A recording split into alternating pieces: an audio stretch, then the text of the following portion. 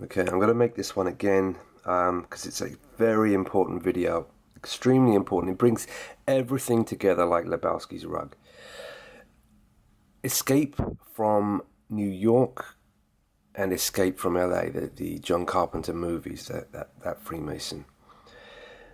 They are 9/11 and the Seattle Pacific Rim Israeli Zionist Freemason Black Ops, Hegelian dialectic Black Ops, PSYOPs, right? Now I'm going to show you, and it's very, very clear. In fact, in short, right? Escape from New York. He flies in, Snake, the Freemason Snake, flies in on an aircraft. It's a glider. It doesn't matter what it is. It's an aircraft. And he lands on top of the trade towers. He flies into the trade towers. A plane flying into the trade towers. Come on. It's 9/11, right? That's what that movie's about. And inside the trade towers, there's some graffiti with the Space Needle and 313 and all of that, all the usual stuff, right? Then he goes and makes Escape from LA. And this time he goes into the West Coast, which of course Seattle, West Coast Pacific Rim, in a submarine, right? Aircraft, trade towers, 9/11, then submarine on the 3rd or 13th or 31st. It involves a 3. The date will involve a 3, right? On a submarine. I'm going to show you anyway. Here we go. Escape from New York.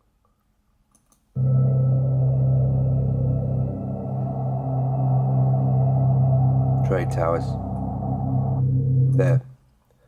And he lands on top of the trade towers, okay?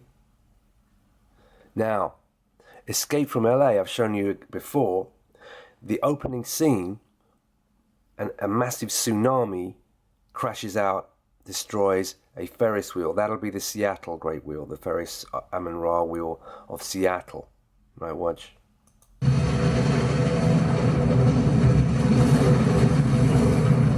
Okay. Then he goes in on a submarine. Okay. So the scene isn't very clear. It never is very clear. But yeah, he gets on board a nuclear submarine. Yes, that's another thing. This is the model of the submarine that he goes in, and they make it very clear to say, oh, it's nuclear powered, right? Because Seattle is a West Coast, Pacific West, Northwest Coast nuke hoax, submarine, missile, nuke explosion. It's the sum of all fake fears. That movie as well, yeah. So, and it's all about the blackout, right? This device here that blacks out the world, yeah. Because on the back of Seattle, of the Seattle false flag, the West Coast one, it's gonna be a blackout, right? Now, both movies are about a near future police state, America, you know. Escape from New York, it's just, you know, it's a walled off Manhattan, isn't it? And then in Escape from LA, same thing, it's walled off, as you can see the walls here, you know, Trump's walls, to keep Americans in, right? Americans are being kept in the movie, it's true, right? So, what else I've got to say? Yeah, we have to get Back to the Future. Back to back. Twin Pines Mall, 9/11 becomes Lone Pine Mall. Right? Everyone knows that. And of course this scene where the towers go up or down, because it's all upside down, so the towers are going down here, the trade towers.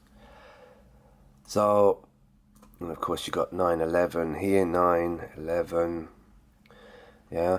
But what else you've got in that movie at the end, right? In chronological order, at the end, you have Enchantment Under the Sea, and the only thing that could be is a Trident submarine, and there just happens to be a Trident submarine base in just literally on Seattle. the Kitsap Banger Trident base.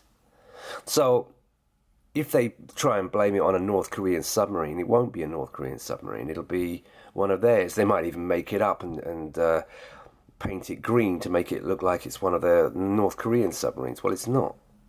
It won't be.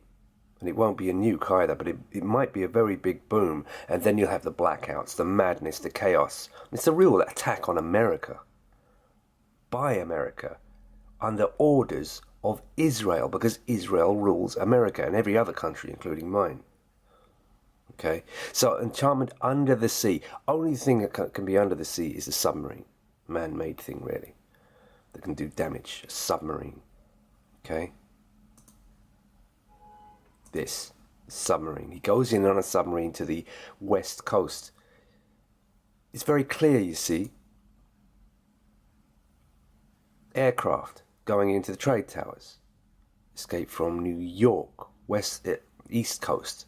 This is the Hiram Abiff legend that Fisk was going on about, right? The 3 hits, one to the east coast here, one to the south, which would have been the 6/12/16 Orlando Pulse hoax, and then the final hit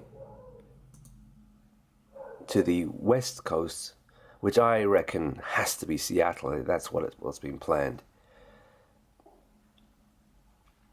and it involves a submarine. He goes in on a submarine, goes in on a plane, goes in on a submarine. It's simple. It's that simple. So John Carpenter really laid it out. And also in Back to the Future, there was one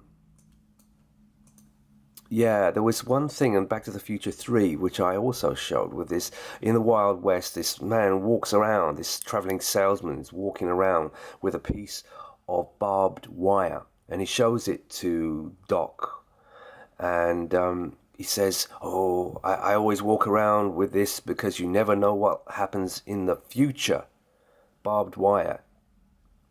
Right? Bear with me.